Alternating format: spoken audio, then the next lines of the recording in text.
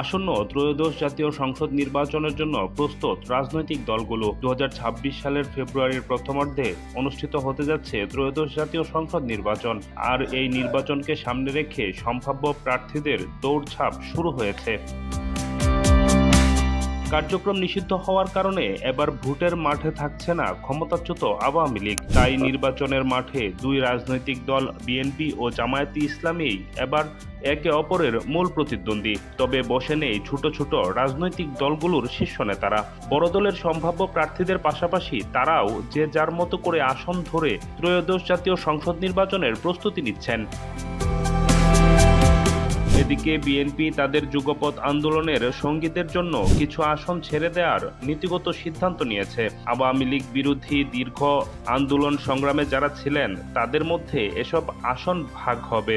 এটি মাথায় রেখেই ছোট দলের এক ঝাঁক বড় নেতা প্রচারেও নেমে পড়েছেন।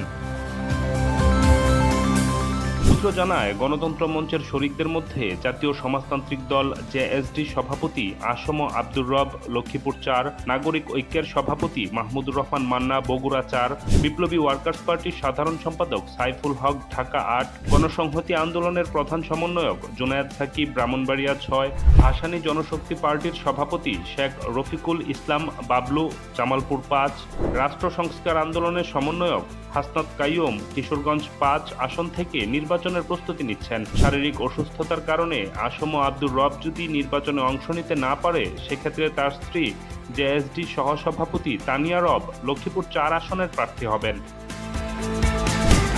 এছাড়া ১২ দলীয় জোটের শরিকদের মধ্যে জাতীয় পার্টির চেয়ারম্যান মোস্তফা জামাল হায়দার পিরোজপুর ১, বাংলাদেশ জাতীয় দলের চেয়ারম্যান সৈয়দ এহসানুল হুদা কিশোরগঞ্জ ৫, জাতীয় পার্টির মহাসচিব আহসান হাবিব লিংকন কুষ্টিয়া ২, দলটির প্রেসিডিয়াম সদস্য অ্যাডভোকেট নবাব আলী আব্বাস মৌলভীবাজার ২ আসন থেকে নির্বাচনের প্রস্তুতি নিচ্ছেন। অবশ্য খেলাফত মজলিস ও জমিয়তে উলামায়ে ইসলাম ইসলামপন্থীদের জুটে গেলে তাদের জন্য আর আসন ছাড়বে না বিএনপি।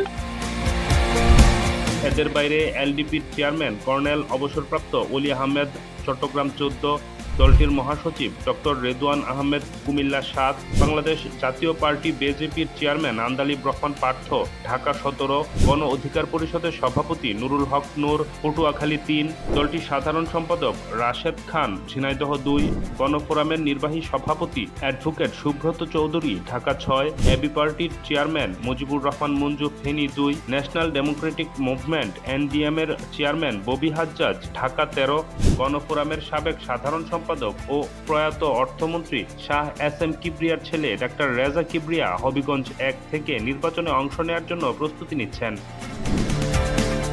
কর্নেল অবসরপ্রাপ্ত অলি আহমেদ নির্বাচন না করলে চট্টগ্রাম ১৪ আসনে তার ছেলে অধ্যাপক উমর ফারুক সানি প্রার্থী হবেন। রাজনৈতিক বিশ্লেষকদের মতে বর্তমান রাজনৈতিক ব্যবস্থায় মোটামুটি সবার মধ্যেই এই ধারণা কাজ করছে যে বিএনপি ছাড় দিলে বিজয় প্রায় সুনিশ্চিত। সে কারণে যুগপৎ আন্দোলনের শরিকরা প্রাণপণ চেষ্টা চালিয়ে যাচ্ছে বিএনপির কাছ থেকে নিজেদের আসন আদায় করে নিতে। এক্ষেত্রে কার ভাগ্যের শিকে ছিড়বে সেটি নির্ভর করছে বিএনপির হাইকমান্ডের উপর। তবে ভোটের মাঠে ছোট দলের বড় নেতারা নেমেছেন কোমর বেঁধেই। শাহরিয়ার হৃদয়, ডেস্ক রিপোর্ট।